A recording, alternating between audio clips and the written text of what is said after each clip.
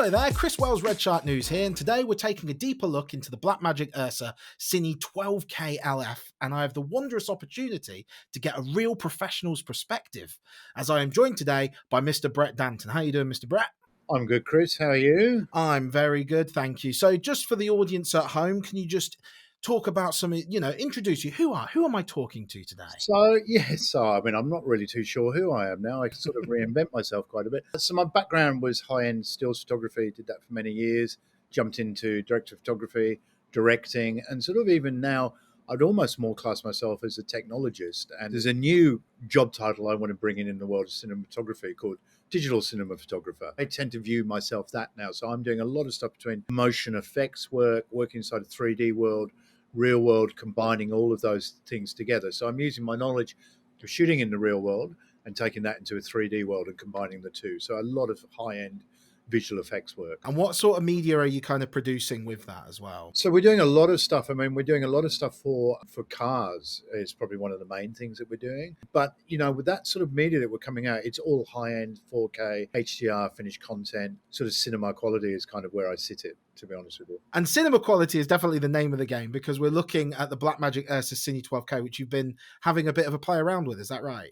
Yeah, so I mean, I'm always a firm believer in shooting in RAW. I have done for ages, and all my work that I shoot is always been in RAW. So I mean, even going back years ago when the first cameras came out shooting 4K RAW, I've always shot that. So I had this camera for 3 days to play around when Magic sort of first sent it to me, putting it through not through as many paces as I'd like to put it through, but I've put it through a base to see where I feel it sits. Okay, so what kind of paces were you putting it through? What kind of experiments? I was lucky. I've got a friend who's got quite a good studio down here. I ran over to them, and obviously the big thing I wanted to have a look at was image quality. I mean, you've got a 12K image there, and obviously Blackmagic talk a lot about the dynamic range as well. So that was something I want to have a look at. I want to see how the colors all sat in studios, all of that sort of stuff. So that was really what I wanted to have a look at all of those things. So were you filming like models in there, or were you just filming cars? Were you filming objects? What? We put the camera into a quick set, sort of like it looked like something out of Transformers, and we put it in there. And the good thing about that was we had a lot of lighting, backlighting and all that, and we could have a look at what the camera did. I'm quite lucky. I live near the beach, so I ran it down, took it outside. Shot. I'm not. My friend of mine always says, "Oh, you can never show sunsets," which I laugh about. But I did shoot some stuff at sunsets to have a look at the dynamic range, and I shot some stuff looking from inside to outside to see what that what it looked like as well, and and just to judge image quality and see how that all resolved. Obviously, large format. I'm a bit of a lover of large format because I shoot a lot of stuff in volume stages, and obviously the larger the sensor size is better for Mor. So that's something that's really important for me. And obviously this camera is going to certainly provide that. We are going to be shooting with it in a volume stage at some stage this year. So that's going to be something I'm really going to be looking forward to trying. Yeah. Well, there's so much to take apart from there, but Yeah. let's go first. So let's go back. You're in the studio. You're filming some miniatures. You're going through all of that. How did your kind of first impressions of using the camera? Had you used a Blackmagic camera before, cinema? Yeah. So I think for me, look, I'd used Blackmagic cinema cameras when they very first came out, and I'm not going to hold back. They didn't have the best rap. The build quality on them wasn't amazing. Image quality, I think, was probably fine. But this camera, the first thing that I noticed when I took it out is it's built really well. I'm not going to beat around the bush. It's a heavy camera. You don't buy it for its lightness. But there again, you think about what it's doing. It's capturing 12K RAW, large format. I've shot with a Lexus 65. That isn't exactly a light format camera. I come from the days of film. We used to shoot, 4,000-foot mags on the back of cameras. So, this camera is heavy, but for what it's doing, it's not heavy, if that makes sense. So weight-wise, interchangeable mounts on it, all of that was fantastic. Obviously, it uses the bigger capacity batteries, so it needs this higher current draw. But again, that's because of what that sensor is doing. It's pretty phenomenal what that sensor is recording. So that was my first really pleasant surprise. The next surprise for me, which I really enjoyed, and I think cameras are missing now, is it's got a proper viewfinder. I am so sick of cameras coming out now without viewfinders. And even some of the higher end cameras now, you've got to buy a third party viewfinder. This has a viewfinder built in, or it comes with a viewfinder, and you can use the controls on top. And that for me, that's something, you know, I don't understand how people can just use screens in bright sunlight. You know, that Yeah. doesn't happen. So yes, to have a proper viewfinder. It then also has really clever, it has a very large screen on both sides. And the thing that's really nice about this is that on the right hand side, where your focus puller or you know your camera operator, they can have a completely different screen to the other side. So you know from that perspective, it's a really hands on camera for the rest of the crew. So that's really been thought about, and I was pleasantly surprised about that. The monitors on those on the sides are bright; they're really clean. You could definitely pull focus on it. So in by rights, you wouldn't need to even add an external monitor to the camera. So in terms of all of that, it's already built in. Had power outputs, which was important. I could run follow focus, all of that stuff straight off it. Slightly different way to me to read. I'm used to reading off waveforms and stuff like that. This you more use the histogram to judge the exposures on it, and a couple other things like that. The other thing that I found really interesting was the menu system on it. A lot of cameras have come out with really complicated menu systems. I found this menu system really easy, straight in. Didn't get stuck with it. Very simple to operate. As I say, you can use it from either side. And again, then the multiple amount of formats you can shoot in. I mean, that was quite incredible. The frame rates Mm. that this camera goes up to in 12K, 4K, all of that, all the different formats. Yeah, there's a plethora. There's nothing that it doesn't cover on that. Yeah. What kind of formats were you filming in while having a go with it? So I pretty much went straight to 12K because that's really what I wanted to have a look at. I wanted to see how lenses resolved. I wanted to see how that goes. I mean, I've shot so much 4K. Well, I've shot 6K raw pretty much, and I wanted to see where the next thing was. For me, I know Blackmagic, you know, they're sort of positioning this towards, you know, probably dramas and stuff is what they're talking about. But my gut feel is that, you know, and I said to you pre this, is that if I was somebody out shooting stock stuff, this is probably the camera I'd go and buy because I mean, if you're relying on your income of shooting stock footage, you want it to last for a very long time. And with this camera, if you went out and shot 12K raw, it's not going to go out of date. I mean, that's the first use case I can see for it. For me, the other thing that I've been looking at, we've shot some background plates that we're going to use for the volume stage. Interesting enough, the volume stage that we're using is actually a 12K native wall. So I'm going to find that really interesting. We'll put these up as background plates. And we have noticed when we've used stuff of other formats, you can see the image degradation. So I'd be really interested to see what the 12K plates look like up there. The other thing that my friend was really interested in is they shoot a lot of different formats. Everybody has to shoot now. You know, you've got to shoot for TikTok, Instagram, blah, blah, vertical, you know, all these different formats. So obviously having that 12K file, you can pull out anything you want. I mean, if I see another motion camera rolled on its side, that's me. I'm old school, but that sort of that makes me almost cry when I see that. And also as well, you know, a lot of those cameras is not great for because the heat needs to flow through them. So they got really excited about that, and that's something that they went off and tested, and they said, well, in studio, I could really see this working for us because we can literally shoot to any format. And then there is another button which they got really excited about, which is grab still. And you can still shoot a stills frame. And they're massive stills files. They were DNG, raw 12K still files. Bang, press a button.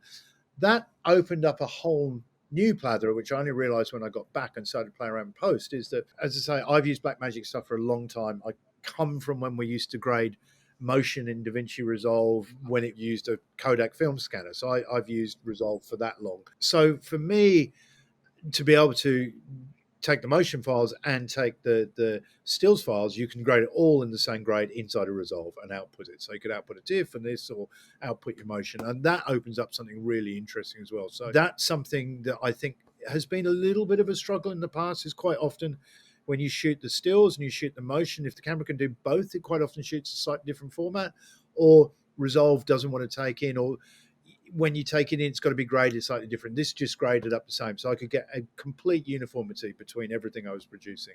And that opened up a new thing. And the other big thing for me is obviously, as I said to you, I've become a bit of a hybrid worker now where we're doing a lot of visual effects work. And the thing with the visual effects work is quite often you need excess in your image. We go out and shoot a lot of background plates as well that we don't know what we're going to be inserting into that. So, you know, for example, we went to Namibia, we shot big, beautiful aerials. Now we know we're going to insert cars into that at some stage. And we've tracked all the footage. We've got tracking markers where the drone flew. But that's a 6K. Now the thing is, if I got 12K, I can crop into that. So almost I've got so much more I can do with that image. So that was one of the reasons that I was really keen to try this camera. And what kind of scenarios and workflows would you see this being possibly one of the kind of best solutions for, compared to something like an ARRI or another kind of cinema camera? I mean, obviously, having the interchangeable mounts makes something really, really good. Also, as well, I mean, I think keeping it in that whole Blackmagic ecosystem, especially if you're shooting stock and stuff like that, you tend to grade it yourself, so you can take stuff straight into Resolve. The workflow was really simple. I've been using the cloud workflow on Resolve for a while now, and it just works. And this just works. You could go off and do 12K footage on this without a problem. I've got a machine sitting behind me, which is ridiculous. Got a render box, got 14 A6000 cards in it. That I had at one stage testing. I think I had 8 streams of 12K raw just to see, and they were all playing back in real time on that machine. That was crazy, but at the same time, because of the workflow that they've got with Resolve Cloud, you can easily cut this all on a MacBook Pro because it's in the cloud and it's pulling it all down. So that works. It's generating the correct proxies, it's putting the correct colors on it, so you can take it into grade. So, that side of this camera, I think, it's just so usable, and anybody who knows the ecosystem will find it really easy to work across. Yeah, no, brilliant. So moving along now on your test about dynamic range, how did the dynamic range of the camera compare to others that you'd used before? Yeah, so I think the dynamic range was the thing that blew my mind. The dynamic range blew my mind. We were in a studio, we put in backlights, put in front lights, we had a couple of lights that we put in, and the waveform was not peaking out. It was not peaking out. I mean, I'm used to trying to decide which bit I'm going to keep inside of that waveform. It was there. Everything was there. And that was something where I went, wow, I would expect that to go. When I went down and we shot, the sun dropping behind some clouds over the ocean, it was all there. Everything was there. There was no clipping. It was, in fact, actually, it wasn't even getting close to where it needed to clip, which was ridiculous. Same again, I put the camera inside. It was looking outside. Didn't need any lighting inside. It was exposing for outside. So I guess, I mean, that's where and I know Blackmagic have been talking about dramas. For things like dramas and stuff, yes, I could see where that would really work, because that dynamic range is massive. I mean, it would certainly save on lighting, that's for sure. And anybody who likes to work with available light, but this camera would allow you to do that. And I think to see stuff that people might start to shoot with available light could get quite exciting. I mean, running down into low light is going to be really exciting, even if you need to drop noise reduction onto it, which again, I'd love to test that more. But with a 12K file, you drop noise reduction on that, it's still going to be fine. So all of that side of it. So I think we might start to see some absolutely magic shots coming out of this camera that people haven't seen before.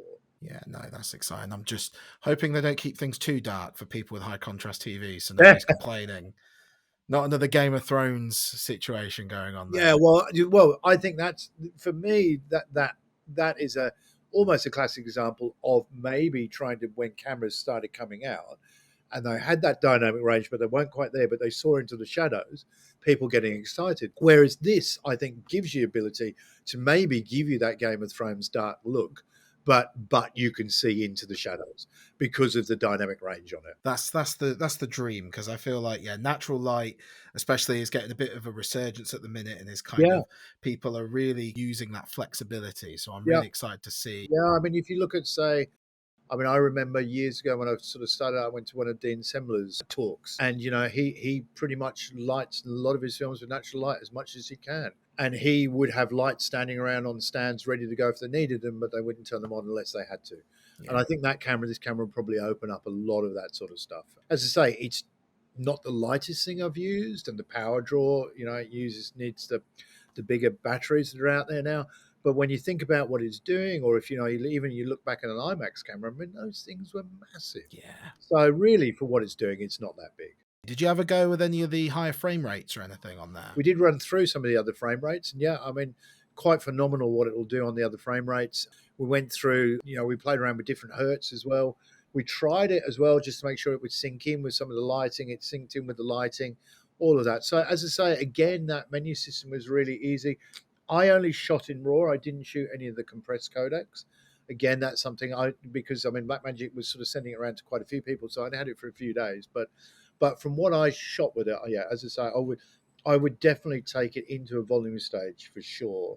That's something I would really like to see. And a volume stage is an interesting beast to shoot in, because although the dynamic range isn't as big because you're relying on the dynamic range of the screen. You also have an issue with how your lighting might be on the foreground, on the people outside of the dynamic range, and your colors are really important inside of there as well. So I think, and as I say, Amore. So I think in a volume stage, it's really going to pull out something. Yeah, just for the audience at home, like what are the kind of challenges? Like what is a Mor Effect?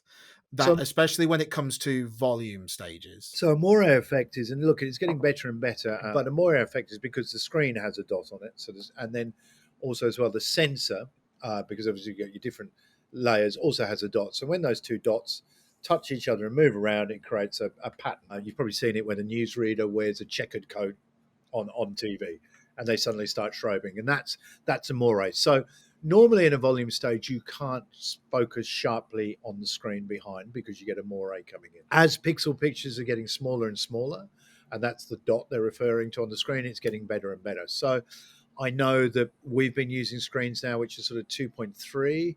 I actually used a 1.5 pixel pitch screen a while ago that I could just focus on. And I've got a job that we're looking at the moment. The specs have just come through that people are looking at, and it's a 0.78 pixel pitch, which is tiny. Yeah. Which means with a camera like this, you should be able to focus sharply on the screen. And that should open up a whole new thing. Now, that opens up to what people have been developing, which is where you can then pull focus through the screen, because that's been something you haven't been able to do. People did it, but obviously then it was an issue with the moire that came up. So in theory, what you should now be able to do is then pull focus to the person, to the screen, and then through the screen. So that'll open up a few more things there as well. Is there any other kind of scenarios that this will help with? Because like the Mora can, I never thought about focus pulling and the kind of effects that would do. Is there any other kind of scenarios that this camera unlocks for people, or maybe people that have never used a camera this kind of high end before, that is really Well, kind if of... you think about it, to get to this quality before, you would have been up in the hundreds of thousands of pounds, really, to be honest with you. I mean, that's where you would have sat because, if you look at like an IMAX camera or a Lexus 65 or something like that, I mean, they're very expensive cameras. You can't even buy them. You have to rent them. So, to be able to have something like this is quite phenomenal, and obviously, and then they've got a 17K version as well, which is something that this is why I also want to try this, because we're doing stuff with Vision Pro. So I'm very keen to try that with the stereo imaging, and we've been rendering stereo images out on the computer behind me, and that's been a really interesting workflow. And that's 16K stereo files we've been rendering, so massive files. So that's something that camera should open up. I mean, as I say, I think for me, where I'm really keen to try it is again on the things like the background plates, and the stuff. So what we tend to do with a lot of this VFX stuff that we've been doing is we go off and shoot a whole load of package of footage when we get to a location, and we've been creating digital twins. So we actually scan in the location as well. So we create a full digital twin, and to go with that digital twin to then use the 3D stuff, we then also shoot real world footage. And that's where I can really see this working for me, because then I've got so much I can use that real world footage for. Yeah. And what do you normally, and what have you used previously to get that real world? I've used lots of different cameras, Canon, Arri, I've flipped around between, all of them. Canon predominantly. Yeah. Always been And a what Canon. resolution were you filming that in? So I've always gone to the maximum all those cameras will do. So pretty much everything I've done is normally 4K if I can, but then obviously on the later ones is all 6K raw. And everything we shoot in 6K raw. So we did a shoot recently where we had 5, 6, 7 cameras. All the main cameras were all sort of cinema cameras. So all of those 4 were all shooting 6K raw. And then these smaller cameras were all shooting 8K raw. So we had everything coming in on raw, and 1 week on that set, it was 28 terabytes, I think. So, we go through a reasonable amount of stuff. And that was at the volume stage, And what kind of format is that filmed on? Is that filmed on the Blackmagic's own built-in drives that you kind of take out? Yeah, so there's 2 ways you can do with that. So they have a media dock. They have their own drives. Again, you have to buy their drives, but I don't think they're stupid. I mean, I look back to when we used to shoot with the Codex drives on the original Canon C500. Those were frighteningly expensive, those drives. So price-wise, I don't think they're that bad. You can download straight from the camera, or you can use the media dock, which has 3. I used the media dock and pulled it off really fast. It works over 10G Ethernet, so it comes off really quickly. I'm lucky this office here has 25G Ethernet, and it just whipped it straight off. So straight down to our server, and it went. then using Resolve, stuck in it, pulled it into Resolve, and it created proxies, and off it went. So yeah, no workflow, one, very simple, very easy. Yeah, that just seemed to work as well. The drives feel quite nice. Obviously, they create a little bit of heat. There's quite a few cooling on them because I guess they get pretty hot. But yeah, again, nicely made pieces of equipment, come in and out very fast. Look, the only thing I can say that, and I know Blackmagic will change stuff, like they bring out new stuff all the time. The only thing I did a couple of times on the top of the viewfinder, there's a couple of buttons. They're quite easy to knock, and a couple of times I hit the run button. But every camera is always going to have one, bits Yeah, and pieces. everyone's got to have one. You can never have the perfect. You can never have, no, but outside of that, as I say, everything else works extremely well. And I think it's great. A name like Blackmagic, they're going to push it along. So, and as I say, in that ecosystem, it'll work well. It really will work well. Have you used any of the metadata or the digital slate stuff? Yes, so a lot of the metadata that's recorded, that's really useful because we can then take that into our other pieces of software as well.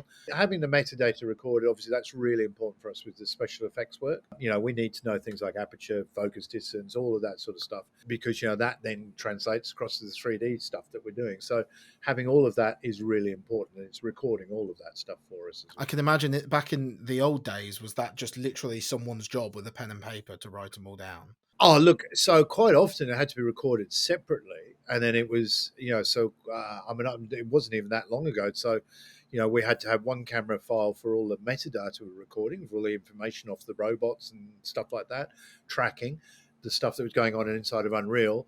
And then we'd have the camera recording, and then you had to marry it all together, hoping the timecode jammed everything together. And yeah, I would say 30% of the time we were trying to make head or tail of it, and used to slow down all the workflow. Or we'd forget to record one, and we'd only record one side of it. So yeah. So I think the only thing that the people who it's really going to keep on the toes are going to be the focus pullers. So as you can see, I'm getting older. My eyes are going. Large format is hard enough to focus as well.